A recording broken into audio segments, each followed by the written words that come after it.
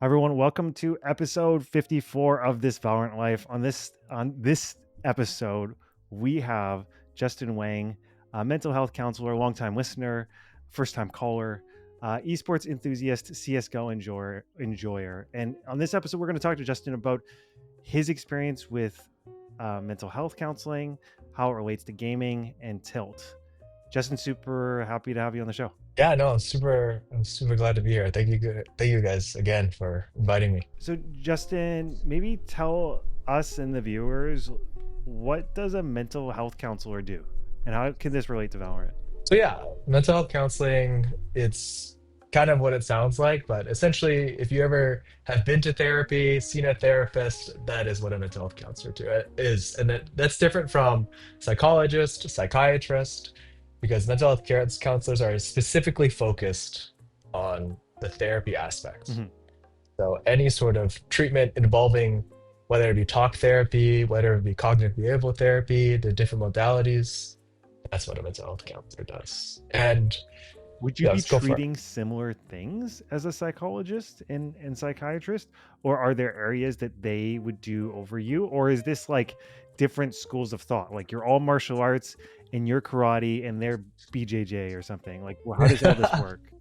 I would say that I think that it's all within the same tree, and then psychologists can do more. So they can assess, they can um, what's the word? Diagnose. So when people get like, for example, like a depression diagnosis, they have to go see a Got it. psychologist Okay. for that. And then the psychiatrist is one step above, is that if you need medication, that is a Okay. psychiatrist. Only psychiatrists can prescribe medication. Okay. Okay. And so how does this relate to Valorant? Like when you first reached out, I was like, oh, that's super interesting. Like that you work in mental Yeah. health, and you're like, yeah, I think it's like super related, and I think it's be an interesting conversation to say how.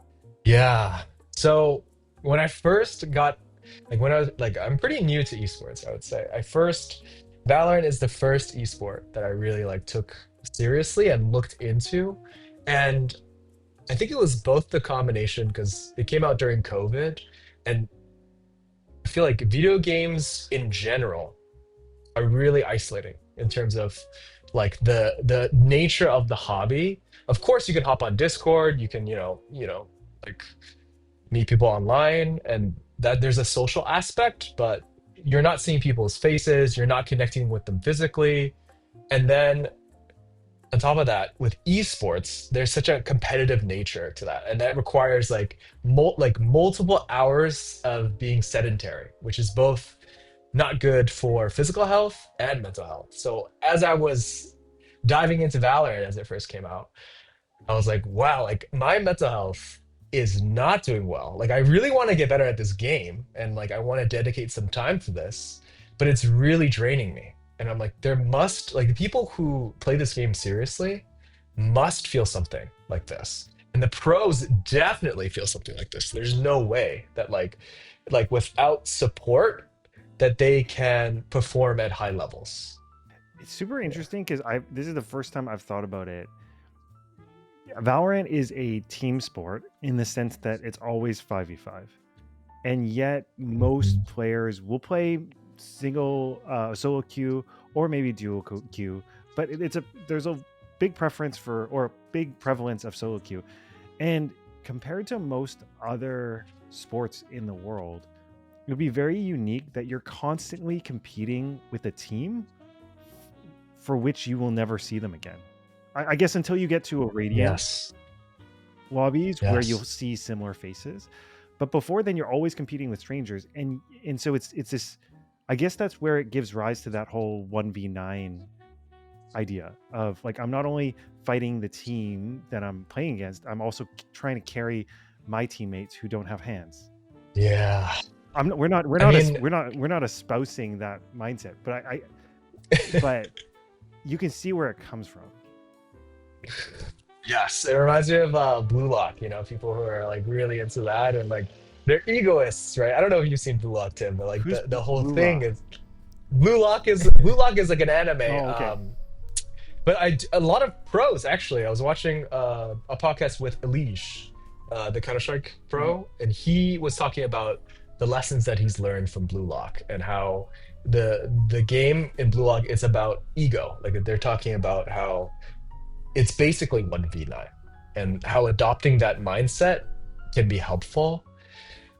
I believe personally that it has benefits, but I would like to push back against that because as you're saying, like maybe it's also because that I'm coming from traditional sports. I played sports all throughout high school, throughout college, but I actually think that there's a lack of like respect Mhm.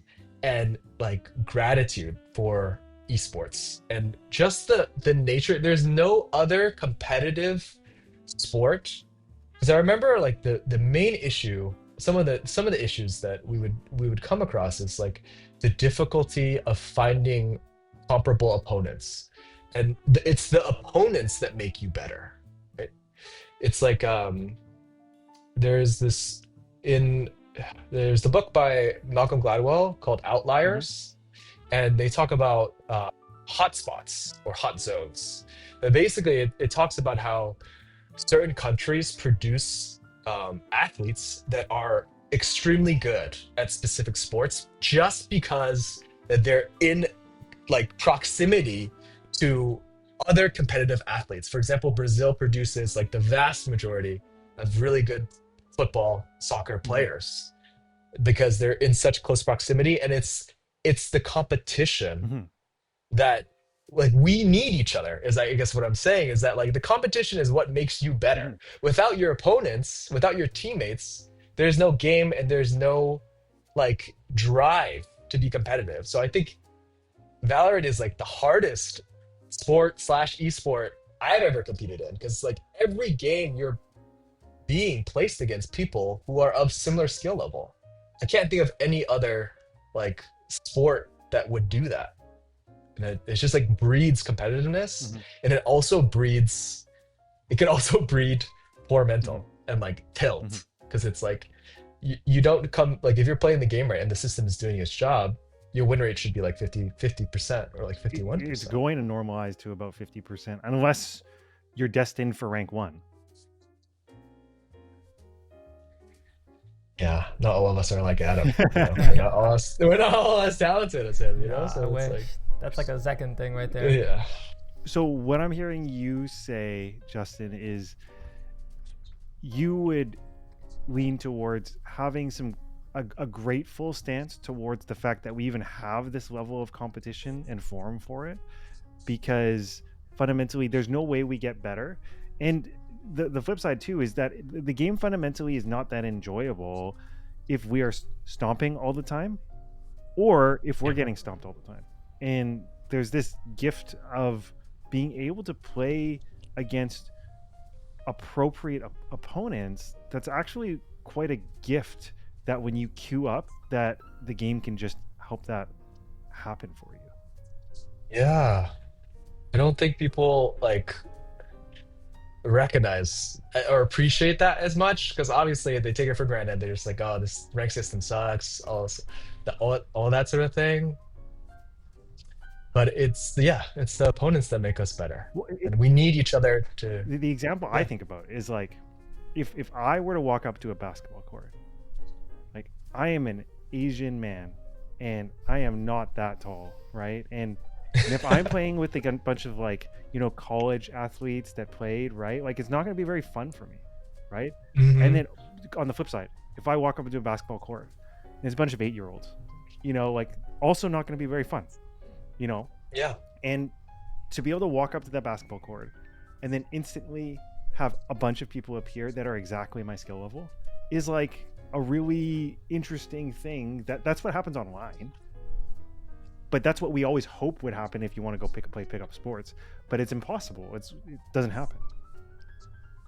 Yes, and I think this is like one of those key questions that people should ask themselves when they're queuing up to play the game is that are you playing to because like the most learning occurs when you are being challenged appropriately in the rank system, but are you playing to win just like to get that dopamine of like stomping someone, smurfing someone, if that's the case, then smurf. Like that's not promoting that. I detest that. But if that, you have to be honest with yourself. It's like if that is the feeling that you want to generate, like being superior to others, then pursue that the game in that way. But if your true goal is to improve and gain mastery, then you want challenging opponents. And it's not about just stomping or just getting stomped, but it's about learning. I found that something that we talk about a lot here is mental, and I'm curious, kind of tying this back into the approach side of things, because you mentioned before that you got to Immortal, and I'm wondering, how did your knowledge with mental health actually help you climb, if it did at all? Because I feel like a lot of the people listening might be interested in it, but they don't have that understanding on how to apply it. Yeah, I think that one thing, well, I feel like what was helpful for me was first defining what was, I know that DDK talks about this. I forget who he mentions, but like the A game, the B game, and the C game. And that's really helpful. That conceptualization, but also understanding when am I having good practice. And I started to realize that when I became tilted, it became ineffective. Like I found that like when you're playing the game while tilted, the reps, you're not learning much. What actually is happening, and this is also really important, is that people think that being tilted is being emotional. I hear that a lot. Like people are like, "Oh, I was too emotional. It became, or like I was like too upset, something like that." But tilts, you need emotion to play Valorant. Adam, I remember watching your your to Radiant series. It took you 64 days to get to Radiant, right? Right. Of game time to get to Radiant. And I think that you're managing, and you mentioned this saying of like playing with intensity. And intensity is emotion. Like that, you are being emotional when you're playing with intensity. Because if without that, you're just playing like like super, I don't know, like a robot. Mm-hmm. Like, Right. like you're not engaging with the excitement, engaging with the intensity. And something that's also really important is that physiologically, anxiety and excitement are the same thing. Like when you look at somebody's body, when they're both experiencing anxiety and excitement, it's the same thing. But the difference when it becomes anxiety is through mindset. It's through how you interpret that event. So the main thing is that when people become emotionally dysregulated, Mm-hmm. and when I become emotionally dysregulated, that's when I'm tilting. That's when there needs to be some sort of intervention where either I stop playing the game or I apply. So there's three things that I like to do, and a good visualization is Aspas. I know this is like, but if you no seriously, like think about Aspas. He is, I'm not Aspas, but like I don't know if he's received any sort of like mental health counseling or performance psychology, but he is a top performer. Like the way that he doesn't get over emotional. He's into like when you see him in the game, like he's like enjoying it. He's got smiles, but and even on stream, like I've watched his streams and he doesn't get like super dysregulated. There's sometimes where he's disappointed, but he's like for the most part playing with energy, locked in. And when there's timeouts, the famous ass lean, right? Like he leans back, eyes closed. But these like he is, I think, the definition of top performer in Valorant. And when I feel like I'm getting tilted, there are three things that I like to do. It's to deep breaths, it's the three Ds. So deep breaths, distance, and the last one is distraction. So you don't need to do these in any particular order, but I think that it's helpful to do them. I think Aspas does them all together. I can't see whether or not he's deep breathing, but he creates distance from the game. He closes his eyes. That's a form of creating distance. He leans backwards, right?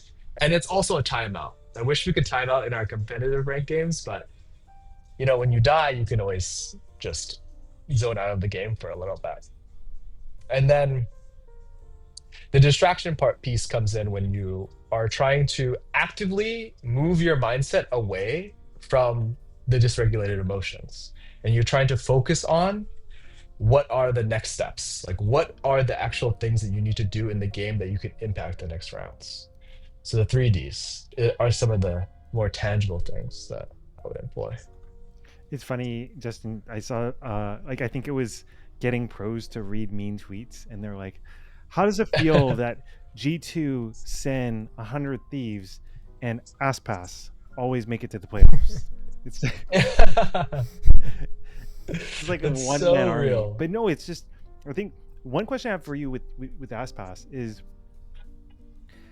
do you think the way he approaches it is kind of like best practice, like in terms of how he regulates himself, or do you think that he's just figured it out for himself, that these are the actions that he takes to manage any emotional dysregulation? That's a good question. I think that it's tough because I think some people are more predisposed to tilting. And I don't know what like Aspas is like what's in, because I've never spoken to the guy, but I think that based on what I can observe, what he's doing during his high competitive matches, is the gold standard for regulating yourself in a super high competitive environment. I think that, and this is like one of the things, is that with tilt, like, and this is a question that I would love to get your guys' input on, is that what are the things that make you tilt? Like, what is it? What are the things, and specifically for you, Adam, I know that you play like the game a lot, but like, in what instances do you find yourself like becoming emotionally dysregulated? I feel like I need to have a sense of control over the game. So when I make a comm, like let's go here and do this, and I get ignored, that pits me out of the mood to continue playing, because it feels like I'm putting effort into the game, but it's not being reciprocated. So that kind of mismatch makes me feel like I shouldn't even try anymore, and then I'm out of the game mentally. So that's what we would identify as a trigger. One of your triggers is when other people are not valuing your input, and then your response is to not give input anymore. And then do you actively, like, how do you know it's happening? Like, how do you know you're tilting? Because immediately I'm like, I'm not gonna say anything anymore, or I think all of my teammates are idiots, because I look at the mini map, right, and you can kind of like see them move around, and if they don't gravitate towards my comm, I don't even think about winning the round anymore.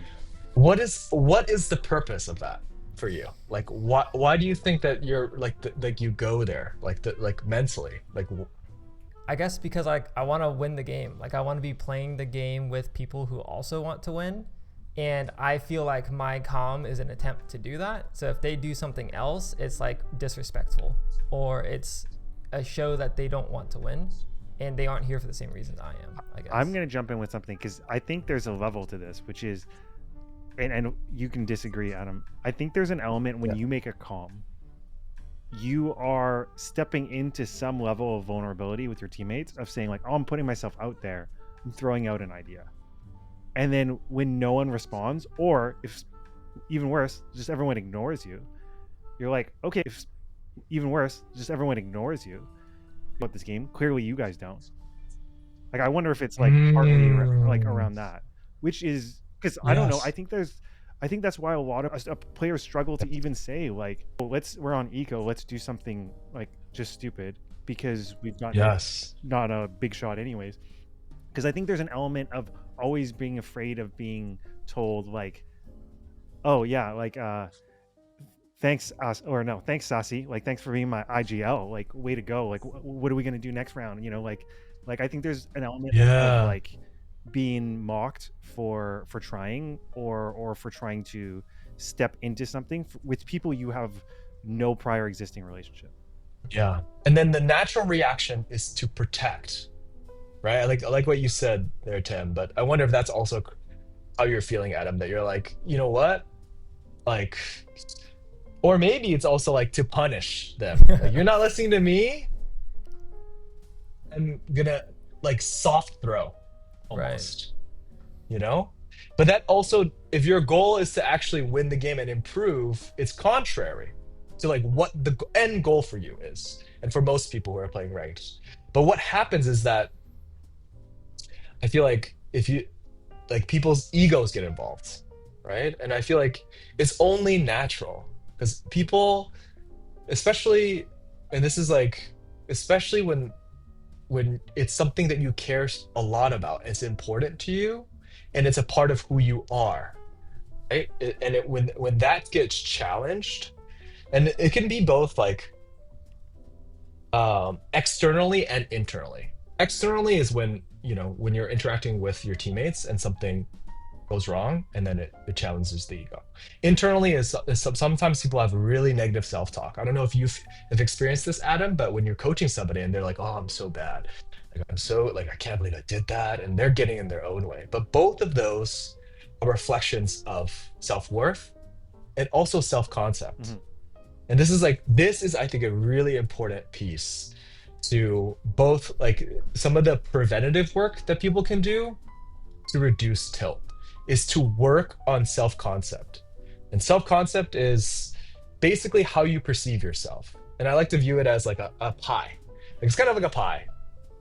And then it has like a combination of both things that you identify with and things that and also things that bring you value. Usually those two are combined. For example, for me, it's like a therapist is one of those pieces of the pie. Valorant player is one of those pieces of the pie.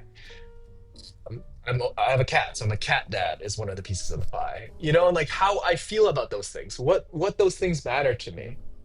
And I think this is one of the big things that I see that I can imagine for some of the pros is that big piece of their pie is Valorant, right?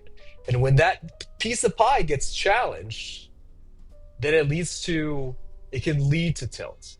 It can lead to the negative self-talk, because then they're like, wait a second, am I bad? Mm-hmm. Am I shit?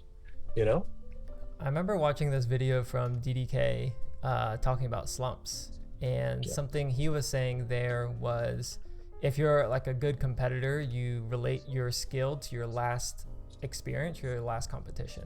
So if you won the last one, you're gonna think that you're good, and then if you lost the last one, you're gonna think that you're bad. And I like one of the things he said to try to get out of a slump is to distance yourself and do other things so that your self-worth is, or like I guess in your case, or what you're saying is self-concept is in something else. So Yes. tying this to players that I work with, a lot of people that I work with are either students or they have like a chunk of time where they're on break and they want to take the game more seriously. Yeah. So how do you find that, like how would you recommend finding that self-concept for that extended time block? Like do you don't play the game for like certain types of days? Do you spend a certain time of the day to do certain things? I'm trying to figure out from a balance perspective, I guess. Yeah. Well, I mean, as a coach, I feel like that's tough to navigate because I feel like self-concept is such a, like I can only think of it from like a therapist's perspective, and that how much of that work takes so much time. Because it's like, I think there was an interview with like Pankata and Sage Dutuing. I don't know if Sage Dutuing, I forget if that's his name, but he talks about similar to what you're talking about, is that he took a break from I think there was like during the off season, he was similar. He's that he spent a lot of time talking to a psychologist, working on his self concept, and I think naturally it's really important to help people reflect on like what like how much of the pie is Valorant? You know, how important is this? And what are the other supportive like kind of columns of your life that are important to you and that you gain value from? And I think that in the case of your clients, you could try to direct them into balancing it out. Like how many hours are they practicing? How many games are they playing a day? I also think that just what you're talking about in terms of doing like intensive Valorant grind in a short amount of time, I feel like I don't know, you can tell me, but I've always imagined that Valorant is kind of like something that needs to happen consistently over like a year, like years of time, you know, in terms of like reaching mastery. Because I think that trying to get results in a short amount of time, I think is also what leads to tilt.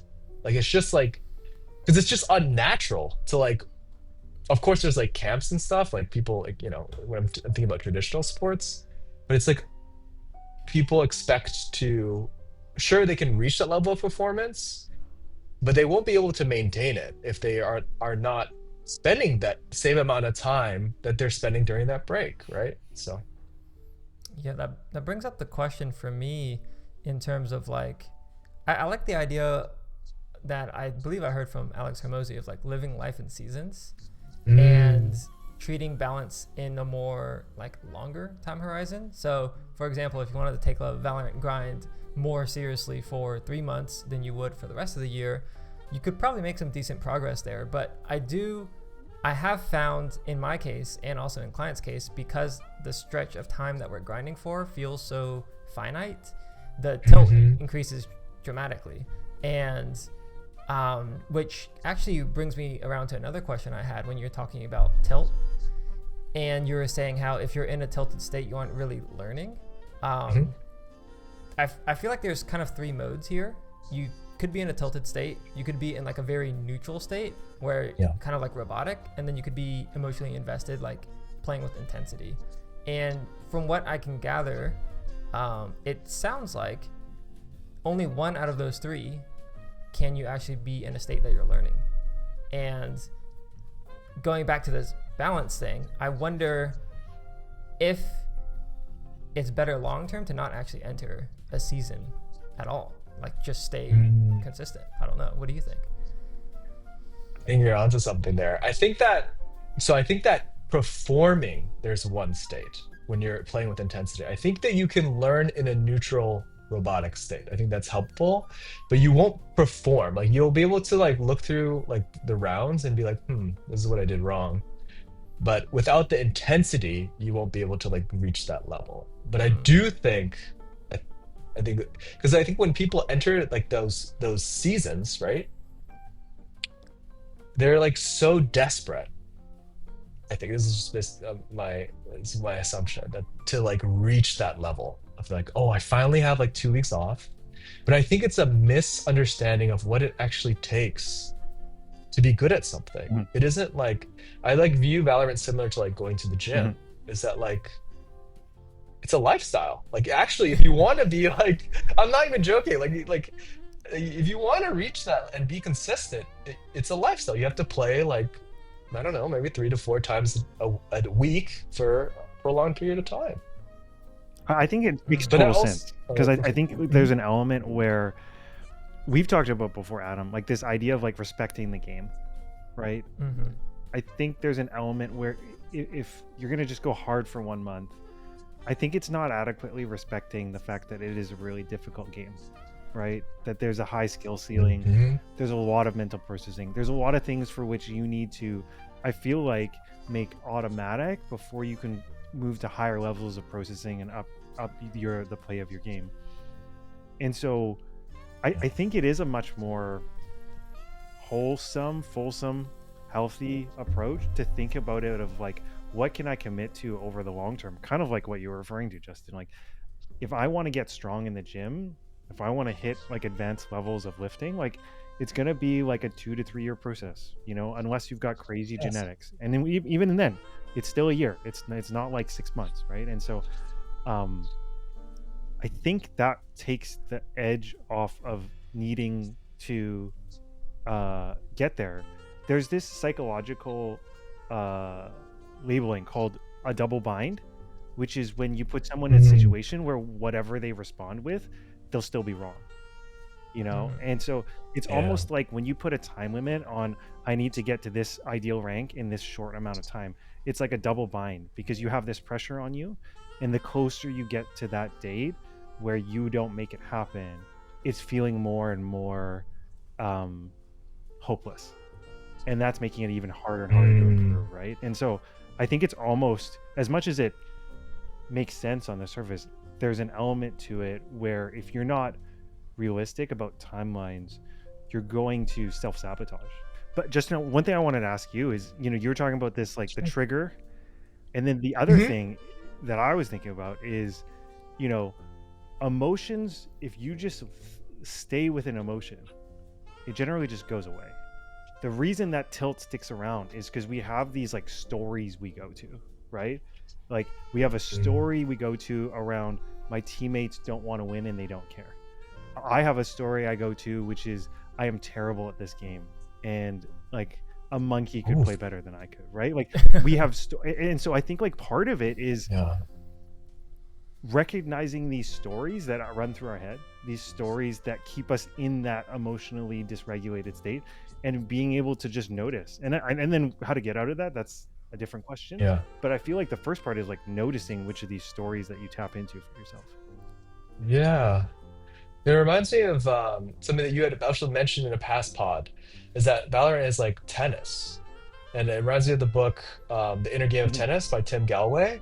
Have you read Mm-hmm. it? Yeah. And it's like the idea of self one and self Mm-hmm. two. And then self one is the one that's right performing, and self two is the one that's with that creates these Yes, stories. and it's overthinking.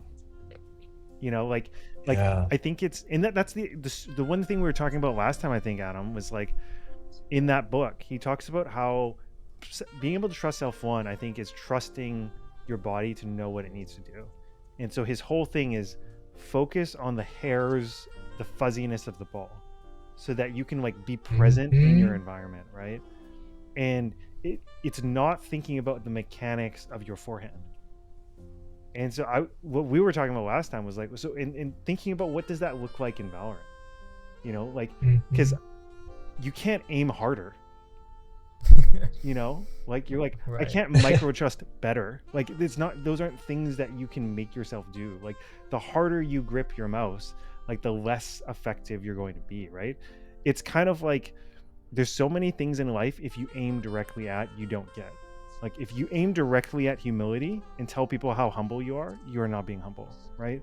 It's something like you Mhm. aim past, and that's what you get. And I feel like aiming in the game is like similar. There's a way of being which is, again, not too focused, and yet not hyper focused that you are like, holding on too tight. Yeah. How would you help a teammate who is tilting, or is that not possible? Well, the thing is that is it like it depends if this teammate is like your someone that you know well, because with tilting, it's like the person that knows that they're tilting is the person that's tilting. Like that's the only person that really knows, because you see all these like streamers and like people who are like almost like fake tilting. Like I'm thinking about like Shanks. uh yes, Muda, Sabrosa, those guys, all the content machines. And I don't think they're actually tilted, because what happens when you're tilted is that the emotional dysregulation, it activates your amygdala. The amygdala is the part of the brain that's responsible for emotion. So there's an overactivation of the amygdala. And then when that happens, it reduces the blood flow and the functioning of the prefrontal cortex, which is the part of your brain that makes decisions, that's able to see the game more neutrally, to understand the things going on. And then I think this like basically manifests in like, I don't care, I'm gonna do this. When you realize that you're doing that, that's you. I think that's a good sign that you've become tilted. So if your teammate is like that and they will listen to you, then you could theoretically um, tell them to take some steps from the game. Or if you know your teammate, this is also what makes a good Mhm. leader, right? Is that like knowing your team. I think that um, a great example of this is Valen. I feel like Valen does this very well in terms of managing both his emotion, but also the emotions of his teammates. And knowing like what to say to his teammates that will help people get out of their like emotional dysregulation and help them regulate a little bit better. But it's different depending on the Mhm. person. Some people really like the you got this, don't worry on the next one. I know for me that's further triggering when someone's like trying to be like, don't worry about it, we got it. I'm like, no, it's not good. It's not all good, Yeah, famous FNS, like all all good, good. that it for me that doesn't work. It doesn't work. But it depends on the if you like how and then that's what defines good leaders, I think, is that you know what helps your teammates regulate. Hmm. So what works for you? No, like if I were your teammate, what would you want me to say? I think that what would be helpful is focusing and bringing me back. I think that a helpful assumption for me, and this is what I try to remind myself, is everyone is trying their best. Whatever that means in that moment. They could have had a long day. They could be like me, working 9 to 5, coming home, playing a game of Valorant, and then becoming like, just trying to enjoy the game in what they think is best.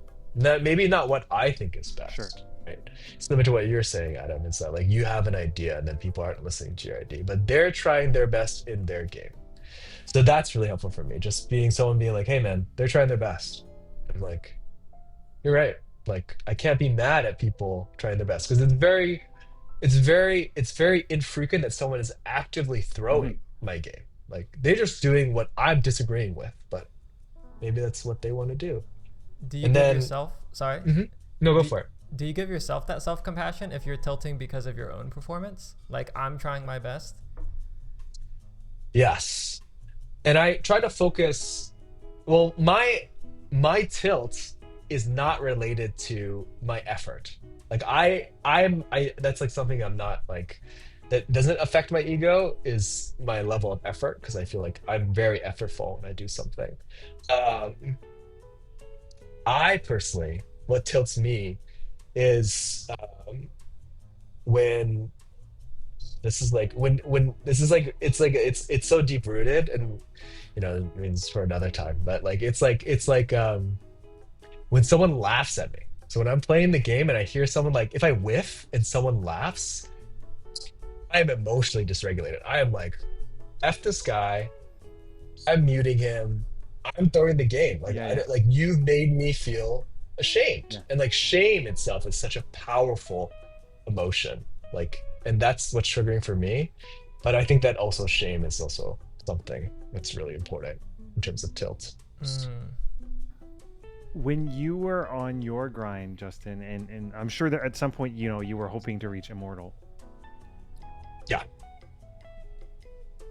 What was it like for you to reach immortal? You probably it was a goal at one point, and then you got there. Like, did the skies open? Did doves fly over your by your apartment? Like, what was that feeling like? I was so I felt so happy, like so excited. I know that Adam, I remember just in the video, you felt relief, Hmm. right? But I it wasn't relief for me. I was like excited because I've never, like the first time, right? I've never done this Mhm, mhm. accomplishment in my life. And I have to say that, and this is like back to the whole respect and gratitude for esports, hitting a modal was probably like top three most difficult things I've ever done in my Mm. life. Like it's in terms of like the amount of time that you need Yeah, to yeah. commit, the amount of like, you know what I mean? Like effortful, like day after day, like continued practice. Yeah. It was, And, and it was great. what? Because I think this is like an important concept, right? Which is you became an immortal player, and what did you take away from that for yourself?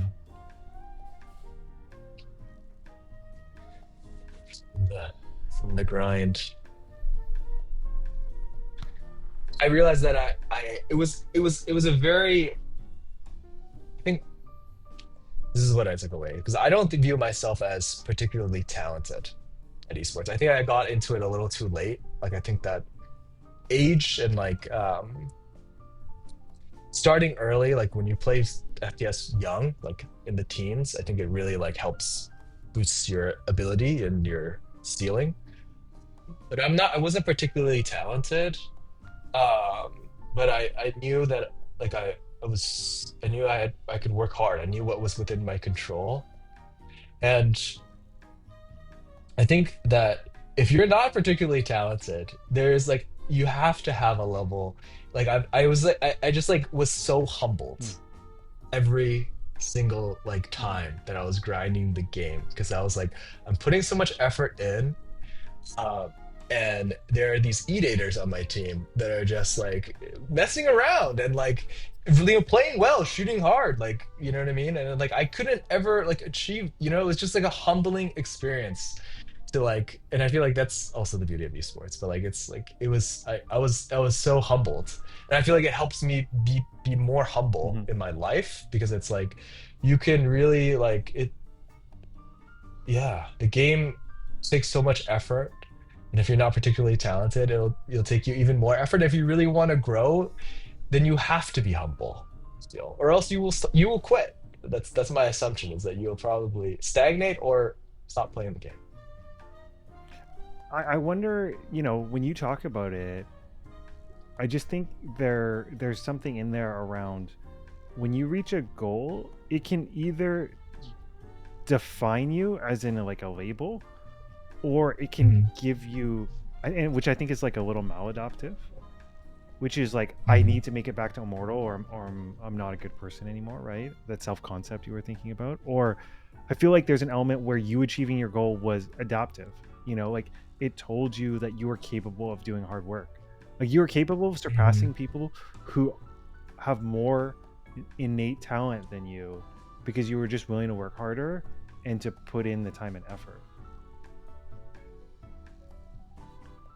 Yeah.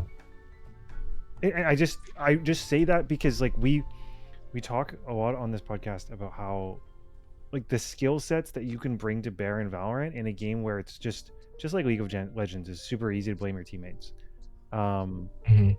if you can do that, you can build up self-efficacy and skill sets that will serve you elsewhere in your life. Yeah. And I think that like, I mean, I know I think this is like people understand this concept, but I really think that the growth mindset is kind of the pillar of improvement. And you have to have a growth mindset if you want to make it in Valorant, because it's such a ever evolving and adapt, like it's a game that you have to always be adapting. It's always growing. It's not like It's not um chess. exactly. You have to be open and willing to grow with the game. Mm-hmm. Mm-hmm. This reminds me of an earlier pod that we did twice now. Can anyone make it to immortal? And that question Mhm. was something that I was reflecting on pretty strongly recently. You've made it to immortal, How old are you, and Justin? I'm 30. Okay. so you're 30. You hit immortal, and you said that you weren't as naturally talented. Do you? What's your take on the question? Can anyone hit immortal? Ah, I think my initial response is um by when? Like, what is the time frame? Mm, I is and like also like how much time do you have? I don't like I'm a firm believer that like if you work a day job and you play the game, like you only have a certain amount of hours to put into this game. Because it's not only practice, it's good practice, right? And one of the realities of getting older and just like, I think one of the pros is that your self-concept becomes more full, it's more fleshed out. There are more things in your life that bring you joy, that matter, that you derive ego from, that you're like, I'm a good cat dad, I'm a good therapist. Like these are things that I've worked towards and I've, cultivated. And that's positive. One of the things as like that is difficult, I think, is that as you get older, right? There's like, it's not only you have less time, but also energy, right? One of the biggest predictors of actually tilting and like emotional dysregulation is the time of day and how much sleep you've Mhm. had, how much food you've eaten. So if you're hopping on after a long day and you're tired, fatigued, you're more likely to tilt, right? And you're also not performing at the level that you could be performing at. You're like constantly always at your B game, Mhm. right? If you've spent like 8 hours of your concentration and energy doing something else. So I don't want to ruin anyone's hopes of you becoming immortal, but like those are a lot of factors against you. Well, it's kind of not different than sometimes you'll see those like fitness transformations for like celebrities. And Hmm. if you too can afford a full-time nutritionist and chef and trainer and you have nothing else to do, like you could look like that too, right? Like given enough time and maybe some, testosterone, enhancement, right? Like that's always a question of like how much that is a part of these transformations. But you could do it, right? But it's just like that's not in the cards for most people. And so I think there's a Yes. real question. I think there's an element there too, which is, so I took, so this is for powerlifting. For powerlifting, an advanced powerlifter, which you get to for most people between 2 and 5 years, is like, let's say 2 times body weight squat, in terms of total poundage, 2.5 times body weight deadlift, and like let's say a 1.5 times body weight bench. Like those are kind of general markers, Mhm. right? And so it took me a grand total of like 8 years to get to the deadlift, right? It's a long time. 2 Olympics, right? And so Mhm. there's a part of it which I could lament that, hey, like I've got like less than great genetics, or I wasn't very good at my training plan, or whatever, right? Or I could just be proud of knowing that I got somewhere that was so much harder for me. And I Mm. think like there's an element there too with Valorant, some people may naturally be Zekin, and some people may naturally fall at the other end. If you go up way higher than you otherwise should have because of your natural skill set, like I think there's an Yeah. element that you should be proud of that too, right? Like not all of us can be top 0.01%. Not all of us are Atom and can be Radiant, right? And I think there's an element there where I think there's a compassion there that we need to have for ourselves, of like being proud of our Yeah. accomplishments and not just lamenting that we're not someone else. Yeah. And I think that it kind of goes back to the question. It's like, are you playing the game to be immortal? Or are you enjoying the game? Like, are you enjoying the process of getting better at something? They say like golf is like a good walk ruined. And so like there's an element of like, are you going to enjoy the thing, or are you going to allow the thing make you no longer enjoy it? And I think that's like a big part of this. At the end of the day, we get to play this fun game where there's a tactical and skill element, and I think there's an element of really coming back to that, because it's the only reason we actually all wanted to become immortal or radiant was because it was fun. I think, I mean, I think some people found it fun, but I think there are definitely some people who are like just like into that Mhm. idea of like, oh, like getting that thing. But I think it starts off as Mhm. fun and then it becomes something else, like you said. Yeah. Well, Justin, it was super great having you on. Like, thank you so much for joining us. And thanks everyone for listening. As always, we're so thankful for you to listen to the pod and be a supporter. If you want to support the podcast, Ko-Fi / This Valorant Life, and we're doing a scholarship. We're going to get there soon. And someone's going to get some heavily discounted coaching from Adam. So thanks everyone, and have a great day.